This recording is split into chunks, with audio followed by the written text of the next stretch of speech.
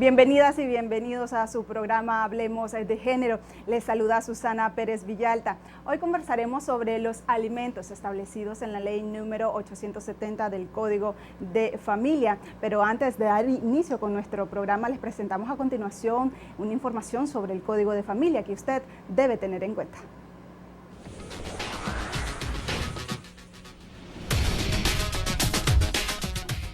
El Código de Familia se presentó en la Asamblea Nacional en el año de 1994 y desde esa fecha al día de su aprobación en junio de 2014.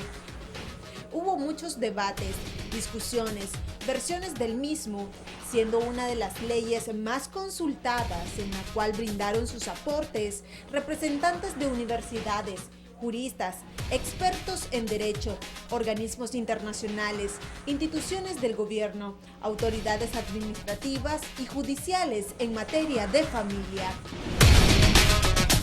El Código de Familia consta de 6 libros. El primero habla sobre la familia, el segundo sobre la filiación y los otros libros versan sobre parentesco, adopción, personas adultas mayores y procesos de familia. El cuerpo jurídico, compuesto por más de 600 artículos, que regula desde el punto social y jurídico todas las instituciones del derecho de familia, entró en vigor el 8 de abril del presente año.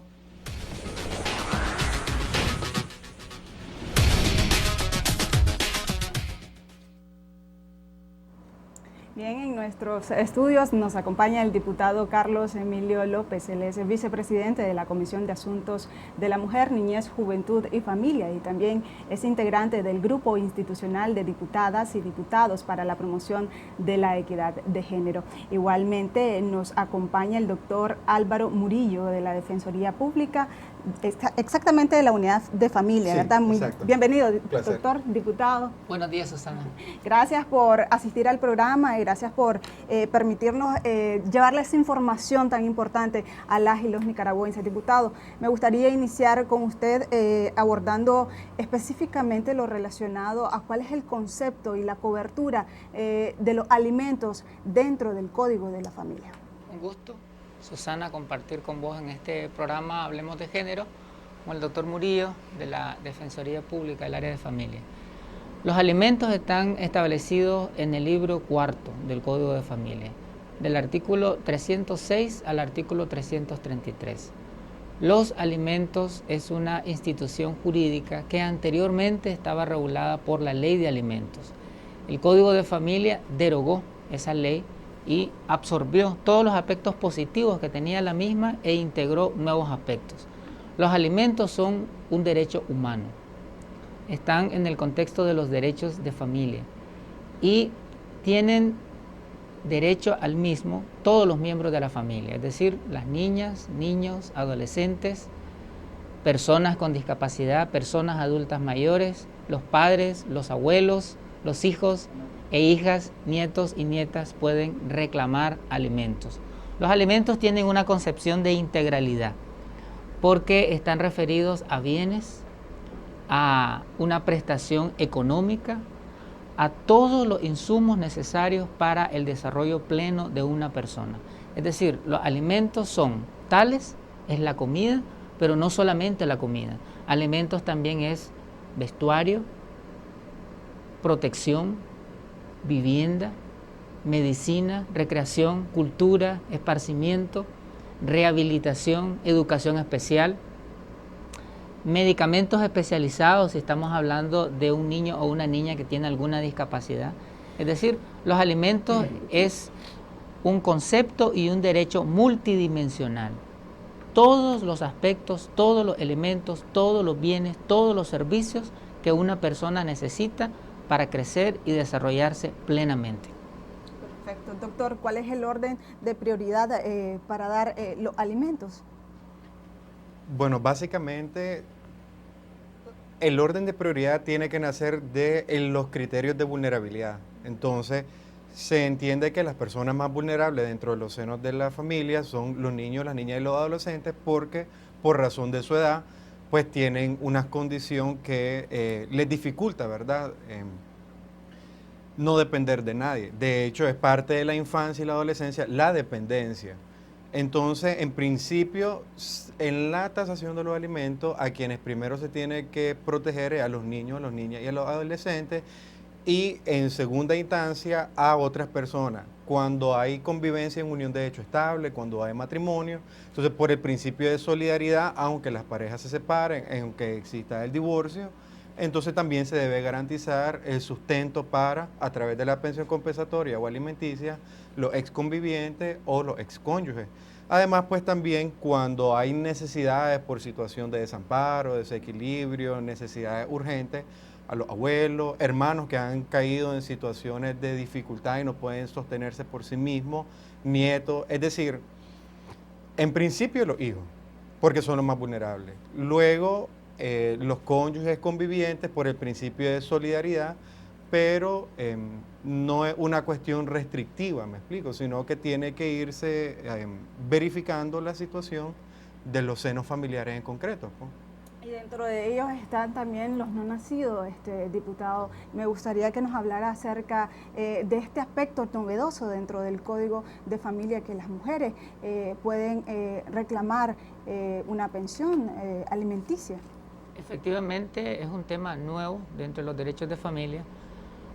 El hecho que una mujer pueda reclamar alimentos desde el vientre materno. Y esto es coherente con una disposición que está en el Código de la Niñez y la Adolescencia, es coherente con los convenios internacionales de derechos humanos y también armónico con las políticas públicas de nuestro gobierno. El Código de la Niñez y la Adolescencia señala, por ejemplo, que el Estado debe de tener políticas perinatales, prenatales y postnatales, es decir, garantizar la seguridad, la vida, el desarrollo, los alimentos, no solamente a los niños que han nacido, sino a los niños que están por nacer. En ese sentido, una mujer puede demandar alimentos desde el mismo momento que está embarazada. La protección a los hijos empieza entonces a partir del momento que estos han sido concebidos. La salud, la nutrición, todos los elementos que mencionamos anteriormente deben de garantizarse desde el vientre materno. Esta disposición va a contribuir a crear una cultura de responsabilidad paterna, una cultura en donde las responsabilidades de cuidado y de crianza de los hijos no solamente son de las mujeres, son compartidas entre el padre y la madre, aunque no deberíamos de esperar que exista una demanda de alimentos para cumplir con los mismos, sino que debe de ser por responsabilidad. Pero frente a la cultura predominante que todavía existe, se puede demandar alimentos desde el proceso de formación, desde la gestación, desde todo el crecimiento embrionario a lo largo de los 9 meses, deben de cumplirse con los deberes alimentarios. Esto es como una forma de garantizar el derecho a la vida, diputado, pero hay ciertas personas que dicen, ¿cómo es posible que va a salir embarazada y nos van a demandar por pensiones alimenticias? ¿Cuáles son los criterios específicos que contempla el Código de Familia, doctor, para poder solicitar una demanda por derechos alimenticios? Mira, como decía el doctor, el Código de Familia integra muchas cosas nuevas. Entonces, antes del Código de Familia, en el proceso sumario de la Ley de Alimentos, nosotros como Defensoría Pública veníamos rompiendo brechas, luchando por conseguir alimentos a favor de niños que aún no habían nacido. Ahora con el Código de Familia nos encontramos que se recogió el espíritu de protección que el Código de la Niñez tiene contemplado. Todo niño, niña y adolescente tiene derecho a su protección desde la concepción. Y entonces eso se materializa a través del 319 del Código de Familia, que permite la posibilidad de demandar alimentos de los niños que aún no han nacido. Sin embargo, el Código de Familia, precisamente por los conceptos culturales, todavía tiene algo que como Defensoría ha sido un reto para nosotros, porque uno de los criterios para poder demandar es que esta criatura haya sido concebida dentro de los 270 días previa a la separación de los convivientes o cónyuges. ¿Qué quiere decir esto? Si se hace una interpretación restrictiva del código, solo las mujeres que convivieron en unión de hecho o que estuvieron casadas y se separan, pueden demandar alimentos. Entonces, suponete el caso de una muchacha de 21 años que tiene 5 años de estar con su novio. El muchacho llega todos los días a hacerle la visita formalmente. Son unos novios, no conviven en unión de hecho estable, pero resulta, o sea, no se cumplen los criterios de la unión de hecho porque no conviven, no cohabitan, pero resulta que quedó embarazada ella. Entonces el muchacho como que le cayó un balde de agua y desaparece, ¿verdad? Yo me imagino que más de uno de los televidentes ha podido escuchar una situación similar.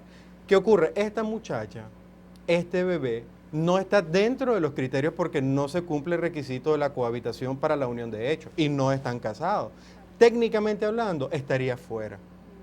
Sin embargo, en base al principio del interés superior del niño, que permite interpretar en base a las garantías constitucionales, que es el derecho a la vida, que es el derecho al acceso a la justicia y a la no discriminación. Entonces, nosotros hemos venido desde antes y con el Código de Familia también ha sido una herramienta fantástica para nosotros pelear por conseguir que a estas criaturas se les garantice su alimentación, su nutrición, su vida, porque el alimento es el derecho a la vida. Entonces, es una lucha precisamente con eso que decir de los conceptos culturales y cualquiera me va a venir a demandar diciendo que yo soy el papá, pero él sé una perspectiva desde los adultos. Pero este niño, es decir, hay que empezar a ver el derecho de familia no desde los adultos hacia los niños, sino desde los niños hacia los adultos. Ahora, diputado, ¿qué pasa así con los derechos de ese niño o esa niña que fue concebido en una noche, como le llaman, de discoteca o en una noche cualquiera que haya tenido una relación y que no esté dentro de la unión de hecho estable y que tampoco esté dentro de los criterios del matrimonio? No hay ninguna duda de que los niños y las niñas que nacen de una relación de matrimonio o de una relación de unión de hecho, se les deben de garantizar todos sus derechos humanos: educación, salud, seguridad alimentaria, alimentos, nacidos, a los nacidos y a los no nacidos. La gran interrogante es qué pasa con esos niños que nacen de una relación furtiva, de una relación esporádica, de una relación temporal, ¿no? El Código de Familia tiene que interpretarse a la luz de la Constitución Política y a la luz de los tratados internacionales de derechos humanos. Así lo establece el mismo Código. Y ese es un principio de derecho constitucional. Toda norma jurídica tiene que analizarse a la luz de la ley suprema. La Constitución Política de la República establece que en materia de filiación no puede haber discriminación. La Constitución Política de la República establece que todos somos iguales ante la ley.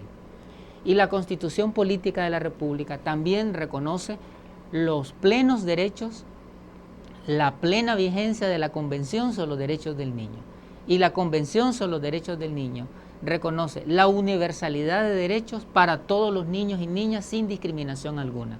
Es decir, si nosotros reconocemos los derechos alimentarios para los no nacidos únicamente a los que nacen de matrimonio o de unión de hecho, estaríamos violentando la Constitución Política y estaríamos violentando la Convención sobre los Derechos del Niño. Por otro lado, el artículo 7 del Código de Familia señala que este código se tiene que interpretar a la luz de los tratados internacionales de derechos humanos. Y todos los tratados internacionales de derechos humanos hablan del principio de no discriminación.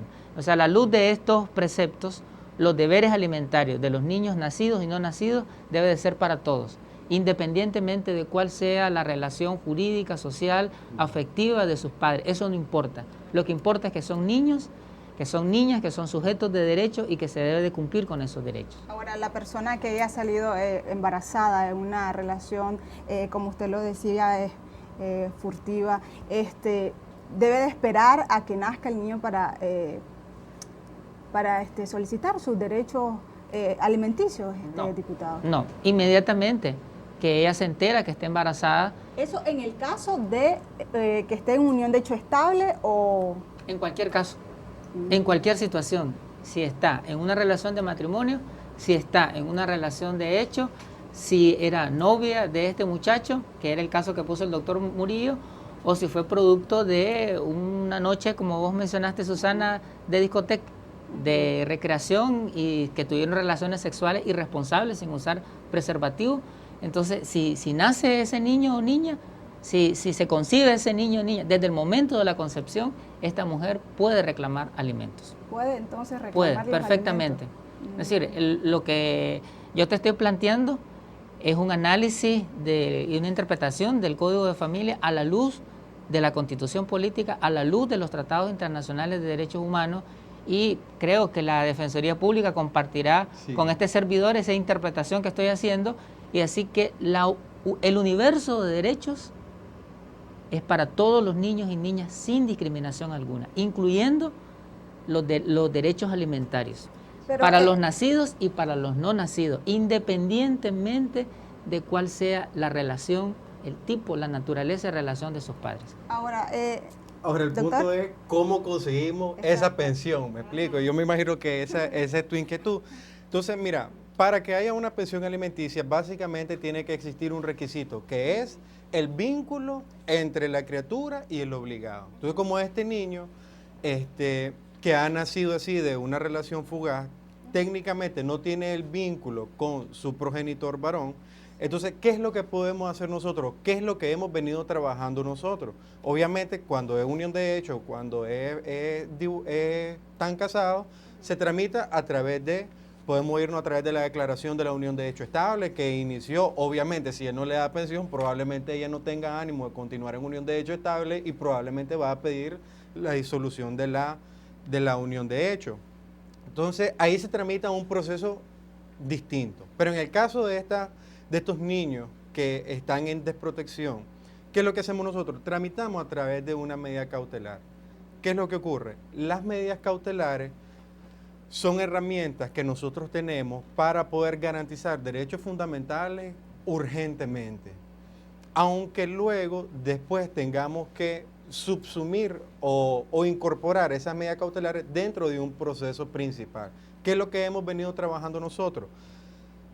Conforme a 459, que es la tramitación de las medidas cautelares, pedimos una medida cautelar de alimentos provisionales, ¿verdad?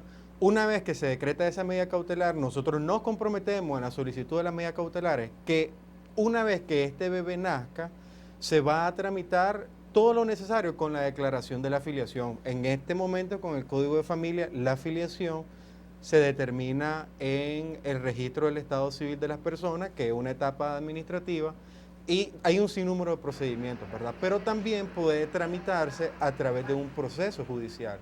Entonces nosotros hacemos la solicitud de medidas cautelares, se hace todas las investigaciones pertinentes, ¿verdad? La capacidad económica de él, demostrar en qué consiste la necesidad, que si la mujer necesita complementos nutricionales, vitamínicos, de minerales, esto y lo otro, y todas las cuestiones que se tienen que preparar para la habitación de donde el bebé va a vivir. Entonces toda la investigación viene siendo similar. Lo único es que, como no está el vínculo, se tramita con una medida cautelar para subsumirla. Es decir, aunque no esté determinado el vínculo, porque no está determinado, nosotros garantizamos que se le provea a esta criatura su derecho fundamental, a la alimentación, a la vivienda que va a tener, a la vestimenta que va a tener. Y con el compromiso de verificar luego y darle la solución integral, porque no es una cuestión de que si era cierto o si no era cierto, sino que de nada sirve, o mejor dicho, no podemos conformarnos con garantizar una pensión y que cuando el bebé nazca sin su identidad, sin su apellido, viva sin su apellido. Entonces, al momento de nacimiento, se le da la solución integral a través de la determinación del vínculo filial y quién es su progenitor. ¿Qué pasa, diputado, en el hipotético caso de que el varón diga de que no es mi hijo o esté anuente de aceptarlo, diputado? ¿Qué pasa en ese caso con esta mujer con esta pareja que tuvo tal vez una relación fugaz? Es importante mencionar que en los deberes alimentarios se lo vemos desde la perspectiva de quien está obligado a darlos, y derechos alimentarios se lo vemos desde la perspectiva de quien debe de recibirlos. No hay exoneración de responsabilidad. Los deberes alimentarios siempre se deben de cumplir. No hay forma de evadir estos deberes. No se puede decir es que estoy desempleado, no se puede decir es que mis ingresos son bajos, no se puede alegar es que no estoy casado con esta mujer, no se puede alegar es que estoy recientemente conociéndola. Es decir, siempre se debe de cumplir con los deberes alimentarios. Y yo quisiera agregar un elemento de que se puede exigir retroactivamente los alimentos en todos los casos e incluyendo el caso de los no nacidos. El Código de Familia habla de un principio de retroactividad de hasta 12 meses. O sea, que un hombre que no cumplió con sus deberes alimentarios durante los 9 meses del embarazo se puede demandar retroactivamente el cumplimiento de estos deberes y se debe de cumplir la responsabilidad alimentaria durante los 9 meses del embarazo. Perfectamente. 12 meses nada más. 12 meses es lo máximo que se puede alegar en materia de retroactividad. Es decir, es la única materia del derecho en donde hay retroactividad, además en materia penal, cuando la disposición favorece a la persona privada de libertad. Pero esto es lo lindo, digamos, de los alimentos, porque en los derechos alimentarios, como decía el doctor Murillo, está de por medio el interés supremo de los niños y las niñas, su existencia, su vida. Y no solamente el derecho a la vida per se, sino el derecho a una calidad de vida, el derecho a una existencia digna, el derecho a una vida digna. No pueden prevalecer mi reputación, que va a decir la gente, mi honra, y una serie de elementos que alegan las personas adultas, fundamentalmente los hombres. Esos criterios, esos intereses están subordinados a los intereses supremos de una existencia digna de los niños y de las niñas, desde el momento de la concepción. Bien, me permiten hacer un corte, pero nosotros ya regresamos para continuar hablando sobre los alimentos establecidos en el Código de Familia. Ya regresamos.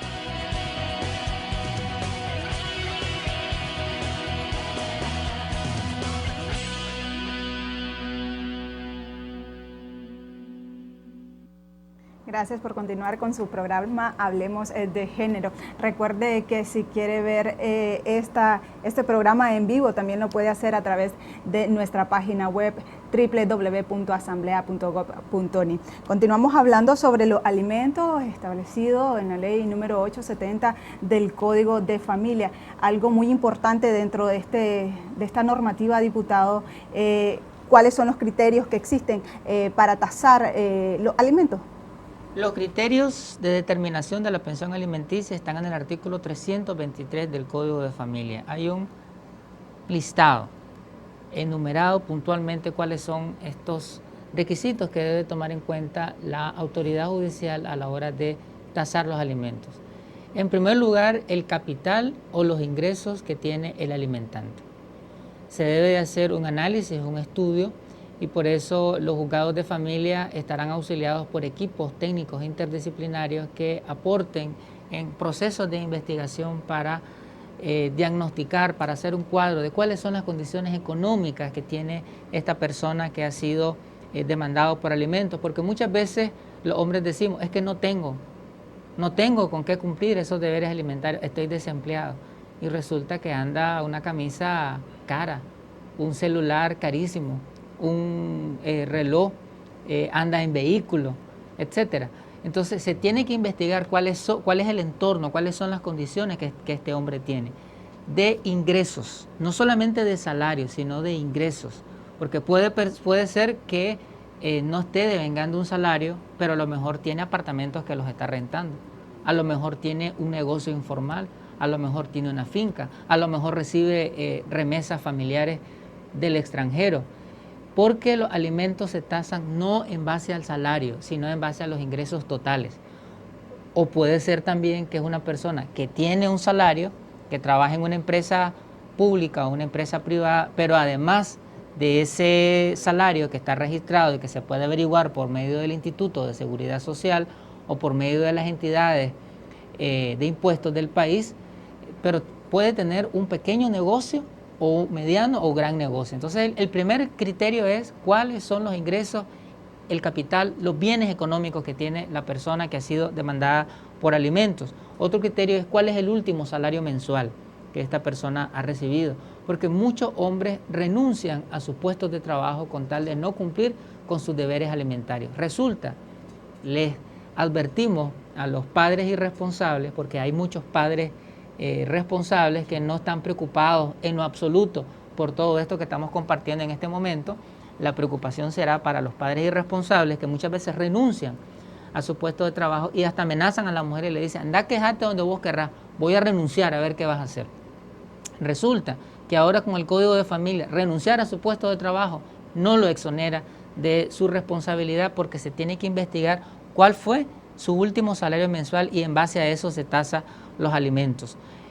Otros elementos tienen que ver con la edad que tienen los hijos. No es lo mismo los deberes alimentarios a cumplir para un niño recién nacido que para un adolescente que está concluyendo su etapa de secundaria o que está iniciando sus estudios universitarios. Entonces la edad, la necesidad, los requerimientos que tiene ese niño, niña o adolescente, hay que tomar en cuenta si tiene alguna discapacidad, qué clase de discapacidad, si tiene alguna enfermedad crónica, si necesita algún tipo de cuidados especiales, eso se tomará en cuenta. El estado de necesidad o de desamparo que se encuentren las personas que están demandando los alimentos, y como este es un código de justicia, pues también se tomará en cuenta si el alimentante tiene otros hijos, si tiene otras demandas, si está cumpliendo con responsabilidades con otros niños o niñas. Entonces la autoridad judicial toma en cuenta todos estos factores para finalmente tasar cuánto será el monto, cuánto es en términos de pesos y centavos lo que este hombre tendrá que asumir en términos de responsabilidad. Ahora, me gustaría que el doctor me hablara acerca de los porcentajes, pero me quedaba al aire una pregunta, doctor. ¿Qué pasa? Usted hablaba de los adolescentes que aún no han adquirido la mayoría de edad. ¿Y qué pasa si tienen alguna relación y conciben un hijo? ¿Cómo es el caso? ¿Qué pasa? ¿Cómo está obligado a dar la pensión de alimentos con estas criaturas? se está en la obligación de cumplir con los deberes alimentarios hasta los 18 años, que es cuando se alcanza la mayoría de edad. O bien, el código establece hasta los 21 años si el adolescente está, que en este caso ya sería joven, ya sería una persona mayor de edad, pero hasta los 21 años si está estudiando provechosamente, si es un estudiante aplicado, dedicado, hasta los 21 años. Y aquí estamos en otra discusión, ¿verdad? ¿Qué pasa si es un muchacho aplicado, estudioso y ya le falta solamente un semestre para concluir con su universidad y cumple justamente los 21 años? El análisis y la interpretación que estamos haciendo, volviendo al punto, desde el punto de vista del derecho constitucional y de los tratados internacionales de derechos humanos, es que deben de haber algún tipo de excepcionalidades. Y cuando está a punto de culminar sus estudios universitarios, pues se debe de cumplir con esa responsabilidad para acompañar solidaria y responsablemente a este joven a que termine sus estudios universitarios. Ahora, si el padre o la madre que está obligado a brindar alimentos no ha alcanzado la mayoría de edad, ¿qué pasa con ellos, doctor? Okay. Mira, aquí son dos cosas. Uno es hasta qué edad tiene un adolescente el derecho a recibir los alimentos, que es lo que estaba explicando él. Si alcanza los 21, pero está estudiando, suponete, la edad promedio de los que ingresan a las universidades anda en los 17 u 18 años, ¿verdad? Ahora suponete el que estudia medicina, o el que estudia ingeniería civil, o el que estudia arquitectura. Son carreras que como mínimo 5 o 6 años, pero que además su carga horaria no te permite estudiar y trabajar. Entonces, si vos llegaste a los 22 años, estás en quinto año, y estás largo todavía, porque ahora las universidades, que los cursos de titulación, esto y lo otro, no ajustó el tiempo a los 21. Entonces, sí se dan esas excepcionalidades que ya se han venido aplicando. Eso a lo que el doctor está haciendo referencia ya se está aplicando. Es decir, hoy por hoy ya en los tribunales de familia se está garantizando el derecho a la educación, que es un derecho constitucional, la educación ininterrumpida, un derecho constitucional, de los adolescentes o de los mayores de edad, porque ya son mayores de edad, pero que no han terminado, aunque hayan cumplido los 21. Ahora, si yo soy un adolescente de 17 años y tengo un niño, ¿quién está obligado a mantener ese niño? Si yo como adolescente o si los abuelos del niño están obligados. Supongo que esa es tu pregunta. Al respecto, mira, la capacidad jurídica que está en el artículo 21 del Código de Familia dice, se adquiere plena capacidad jurídica a los 18 años porque alcanzas la mayoría de edad. Pero entre los 16 y los 18, si vos tenés un niño, adquirís capacidad jurídica plena.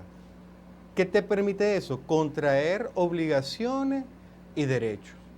Por otro lado, también el 272 del Código de Familia te habla de que aunque yo tenga un niño y tengo 17 años de edad, no puedo valerme enteramente por mí mismo, sino que mis padres tienen todavía mi representación legal y por ende la representación legal también de ese nieto. Ahora, ¿quién está obligado a pasar alimentos para ese niño? ¿El papá o el nieto? Tiene que obligarse a los adolescentes que jugando adultos se metieron en una responsabilidad que no pueden cumplir. Bueno, en base a un principio del derecho, toda persona es responsable de sus actos. Entonces, de una u otra manera, tiene que aportar para la manutención. Ahora, el aporte para la manutención pueden ser muchas cosas, no solamente en metálico, sino puede ser a través de especie, el cuido y otro sinnúmero de cosas, pero también una obligación económica determinada y específica y en metálico, sin perjuicio de la solidaridad que otros miembros de la familia puedan brindar. Ahora, como estábamos hablando del asunto de la tasación, el doctor estaba sobre los criterios para poder determinar el monto de la pensión, pero también está otro, que es el artículo 324, que habla de los porcentajes. Y es bien quisquilloso el tema, porque en alguna medida el techo de la pensión alimenticia va a depender de la capacidad económica demostrada del obligado. Entonces, si cuando nosotros fuimos a toda la diligencia investigativa, suponete no logramos demostrar cuánto gana, puede ser un conductor de taxi, un cadete, porque distinto es el propietario de los taxis, ¿verdad? Pero suponete que es un cadete o alguien que trabaja en el mercado, ¿verdad? Como despachador en un tramo, como cargador, lo que sea. No logramos identificar cuánto es lo que él gana. Entonces dice el Código de Familia, no importa que no se te logre demostrar cuánto ganas, siempre va a tener una obligación determinada. En esos casos, nos vamos por la tabla de salario mínimo aprobada por el Ministerio de Trabajo, que está en revisiones permanentes, ¿verdad? Ahora, cuando nosotros le explicamos a la usuaria, ¿verdad? Mire, doñita, usted venga y se le hace la invitación a todas las personas, mujeres, cuidadoras, que están en dificultades económicas porque el padre de las criaturas no está brindando lo que les corresponde, acudan a la instancia administrativa o a la Defensoría Pública. No dejen pasar el tiempo. Como decía el doctor, cada mes que pasa, luego de los 12 meses, está perdiendo una pensión alimenticia, que realmente no es ni de ella, están perdiendo un derecho ajeno. Y yo estoy seguro que con ese dinero le van a encontrar muchas formas de utilizarlo. Entonces, en primer lugar, no dejen pasar el tiempo. Cuando llega la persona motivada por la crisis económica a solicitar la pensión alimenticia, pero mire, no sé a qué se dedica o logramos investigar y no dimos cuánto es lo que él gana. Entonces, ¿qué es lo que hacemos? Tenemos que irnos por la tabla de salario mínimo, según la prorrata que está en el artículo 324. Cuando hay un niño o cuando el demandado tiene un niño, tiene que dar como mínimo el 25% de sus ingresos. Si él tiene 2 niños, el 35 entre los dos, 17.5 por cada criatura. Si son 3, 50%, que es el máximo para los hijos, entre 3, 16.6 por criatura. Si son 4, 50. Entre 4, 12.5 y así va. Entre más niños, menos porcentajes para cada uno de ellos. Vengo yo y le explico a la usuaria, mire, a usted lo que le toca administrar para su niño es el 12.5 o el 25 del salario mínimo. Y entonces viene, doctor, pero eso es injusto. Y es cierto que es injusto, porque suponete que nos vamos a alguien del sector transporte, que anda en promedio 5.800 la tabla del salario mínimo. Sacando cuenta, 5.800 por .25 que le toca, 1.450 córdobas mensuales por un niño. ¿Qué se hace con 1.450 córdobas? Entre 30 días, 48 córdobas con 33 centavos por día, entre 3 tiempos de comida. 16 córdobas. Es decir, que a alguien que se le tasa pensión alimenticia en base al salario mínimo, con este porcentaje, está aportando 16 pesos por tiempo de comida para el niño. Si esa es la obligación del varón. Si la mujer estuviera obligada en la misma proporción que él, ella tendría que pagar lo mismo. Entonces, estamos hablando de que un niño tiene que desayunar con 32 córdobas, almorzar con 32 córdobas y cenar con 32 córdobas, donde se compra un tiempo de comida, un plato, un servicio, por ese dinero. Pero no solo eso, sino que además, el jabón con el que el niño se baña, ¿quién lo pone? El champú, el paste, el talco, la vaselina, el Baiclin con el que se limpia el piso donde el niño juega para que no se enferme. ¿Quién compra la sábana para que este niño no le pique el zancudo del dengue? ¿Quién paga la energía de la luz? Entonces, este porcentaje en muchas ocasiones resulta injusto. Por eso es que nosotros cuando hacemos este planteamiento en la perspectiva, o sea, planteamos esta perspectiva, evidenciamos que hay una desproporción en la obligación del varón y una desproporción en la obligación de la mujer, porque a ella se le está sobrecargando otro sinnúmero de obligaciones. Entonces, ¿qué es lo que hacemos nosotros? Complementos de las pensiones. ¿Cómo? Nosotros solicitamos, además del metálico, o sea, el dinero en efectivo, normalmente que sea depositado en la caja del Ministerio de la Familia, o si tiene un salario estable, que sea deducido vía nómina por quien haga las veces de empleador. Entonces pedimos que además aporte una vestimenta cada cierto tiempo, que además ayude con los gastos de los útiles escolares, Ya al ves ingreso. como dice el artículo 324, que los alimentos van, lo que ya se tase, pues, es decir, 25% por un niño, va incluido alimento, vestuario, y no pedir el extra de vestuario, Sí. más alimentos, más salud, va todo incluido. ¿Ya no es así entonces? Es que mira, el concepto de alimento abarca todos los Exacto. derechos. Sin embargo, el porcentaje obviamente nunca va a cubrir todos los derechos consagrados. Entonces el porcentaje va a garantizar alguna parte, pero los útiles escolares, porque aunque la educación es gratuita, hay muchos útiles escolares que las escuelas no lo dan, vestimenta, muchos gastos de salud que el sistema público no lo cubre. Entonces hay un sinnúmero de cosas que no son permanentes y periódicos, son gastos eventuales, pero cuando ocurren, tiene que haber una participación compartida en esos gastos, ¿me explico? Entonces eso se pide y eso se puede dejar contemplado y luego se ponen de acuerdo para ver cuánto fue la suma total de esos gastos y cómo se dividen pues lo que les toca a cada quien. Perfecto. Diputado, ¿cómo solicitar los alimentos a un padre o a una madre que está en el exterior? Creo que debemos anotar de que los alimentos se reclaman en 3 sedes. En sede notarial, es decir, se pueden llegar a acuerdos sobre las responsabilidades alimentarias ante un abogado y notario público. Ese acuerdo debe de hacerse de conformidad con la legislación y debe de suscribirse ante la autoridad administrativa, que es el Ministerio de la Familia, o ante una autoridad judicial, es decir, en un juzgado de familia. Ese es un espacio. Así que los abogados y notarios públicos tienen muchísimo trabajo en el campo del derecho de familia y trabajar con una lógica de conciliación, con una lógica de arreglos pacíficos, respetando derechos humanos, en una lógica de equilibrio, en una lógica de conservar los preceptos que la ley establece. Otra sede para resolver los derechos y los deberes alimentarios es la sede administrativa ante el Ministerio de la Familia. Es decir, no es necesario llevar todo un proceso judicial para llegar a un acuerdo. Perfectamente se puede hacer ante el Ministerio de la Familia.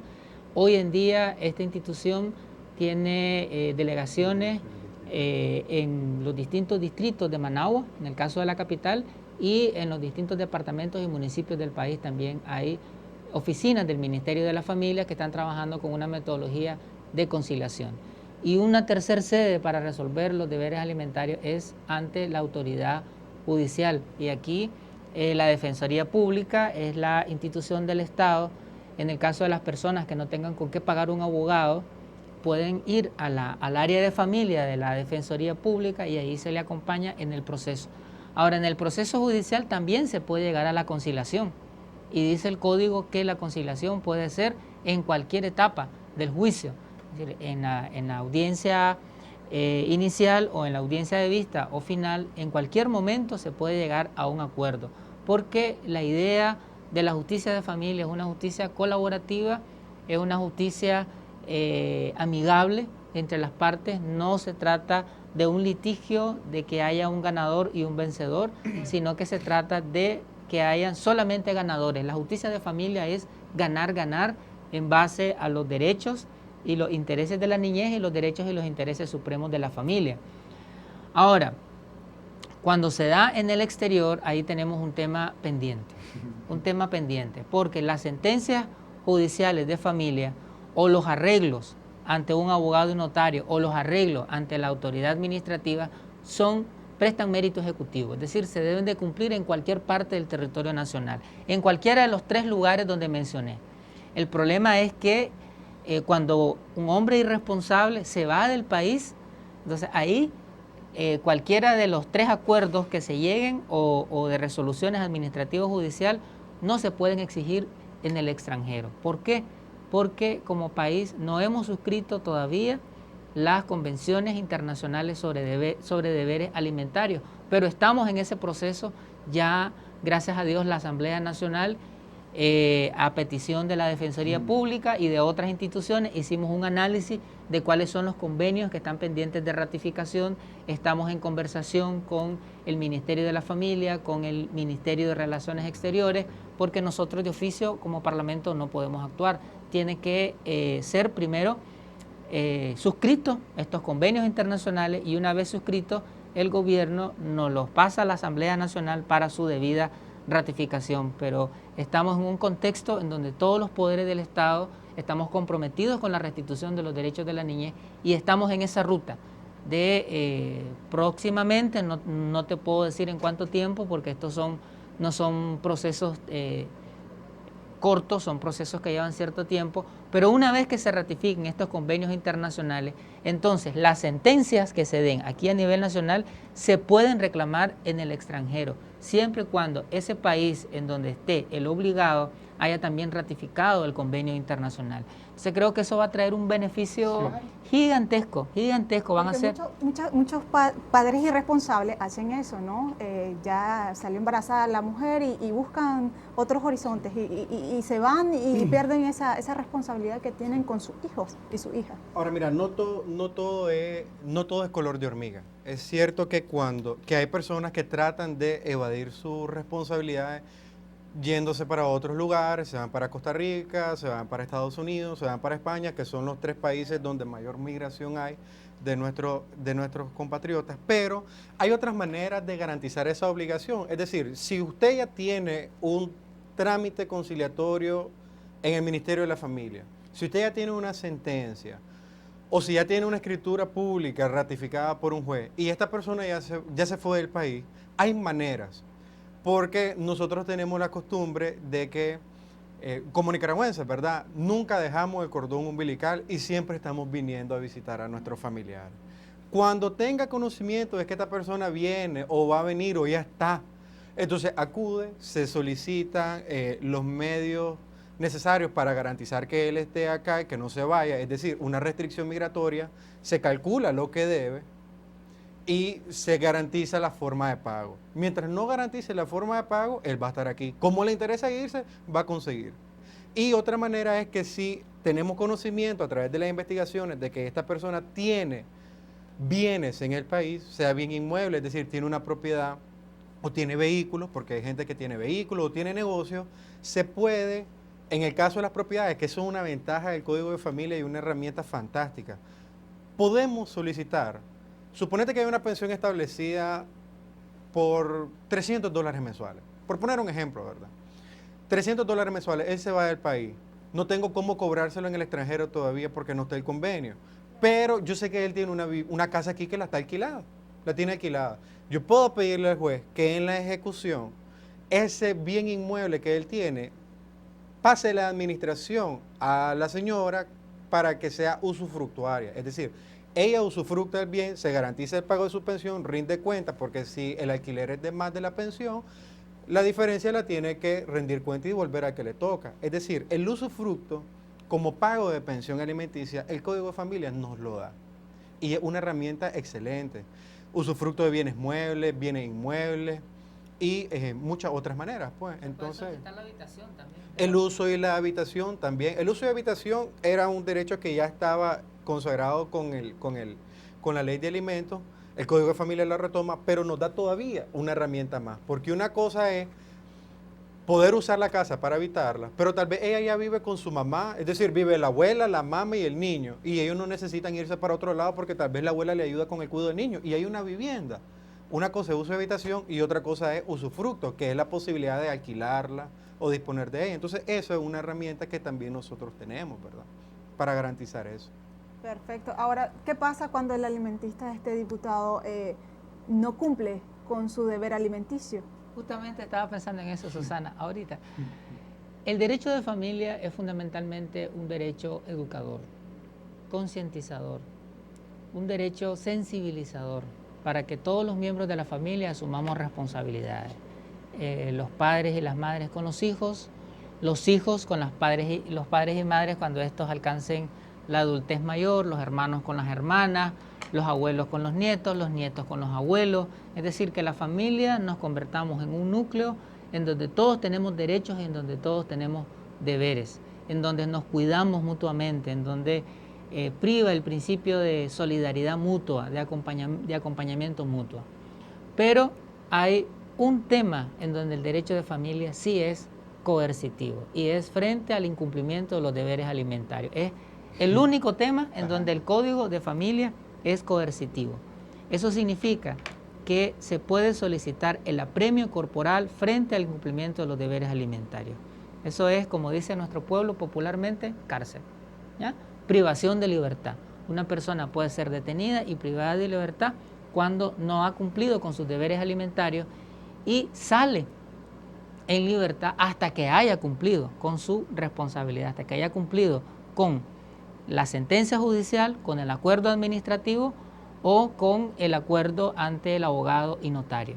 Entonces, debemos de asumir nuestras responsabilidades alimentarias, pero no esperar llegar a un juicio, no esperar hasta que haya una sentencia, sino asumirlo por conciencia. Pero frente a los irresponsables, las mujeres perfectamente pueden solicitar apremio corporal, es decir, la detención del alimentante para que cumpla con sus deberes alimentarios. Y también hay otra figura en el Código Penal que es la omisión deliberada de prestar alimentos. Es decir, se puede presentar también una acusación penal ante el Ministerio Público cuando se tenga en mano una sentencia judicial en materia de familia. Por cualquiera de las dos vías se puede hacer.